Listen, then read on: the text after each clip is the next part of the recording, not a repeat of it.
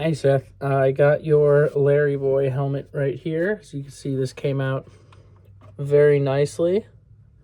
Get that inscription on the back, as well as on the inside. It's kind of hard to show, but it's up there, I believe. Yeah. And these unique plunger ears. So this is two pieces. You have this back panel here for putting on the helmet. You just pull this, and the elastic holds that in place.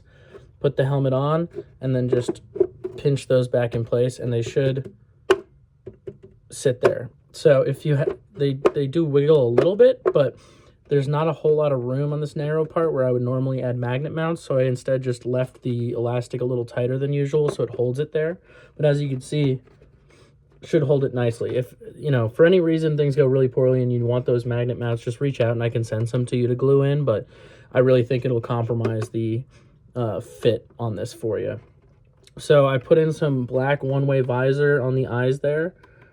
I don't remember entirely whether that was part of it or not, but I figured I'd toss them in because if you don't like it, you can always just punch them right out. They're only hot glued on.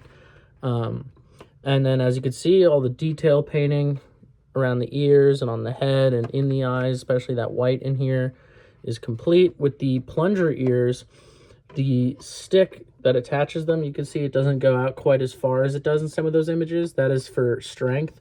And furthermore, I used strong super glue to attach these in here rather than plastic welding them like I normally would, because these two parts I'm very worried about during shipping. No matter how much you bubble wrap and package a thing, there's always a risk that when there's something sticking out like this, any wrong bit of pressure could send it off. So if I plastic welded it, if it did snap, it would have this really ugly weld spot, and trying to glue it back in or weld it yourself would just cause all these problems. Whereas in this case, I mean, as you can see, they're not, they don't just like come out or anything. They're really in there with that plastic weld glue. But if for any reason they were to break off, they should hopefully just break off at the glue line, and then you could just apply some more hot glue and jam it back in there. So yeah, honestly, probably not something you would have been concerned about anyway, but I figured I'd just clarify that in case something does happen. And I think that covers everything with the actual helmet itself. And now the pre-cut foam inserts for you here. Basically, just getting some flex off this thing. You put the helmet on, wiggle it around where you feel room, usually, maybe the top of the head if your eyes aren't lining up with this, because if your eyes are sitting here, you can add some to the top, which will lower your eye line.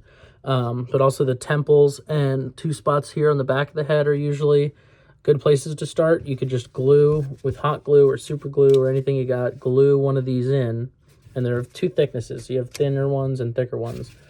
Glue them in, put the helmet back on, shake it around if there's still room, glue another one in, check again, but make small adjustments. I recommend making any of those secondary adjustments with these.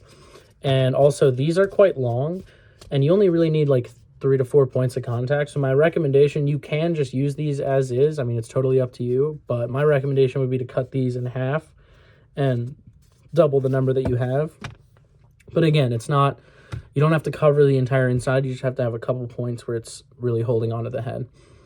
I think that covers everything. So if you have any questions or concerns, feel free to reach out. Happy to help, and I will get this shipped out to you hopefully today. All right, thanks.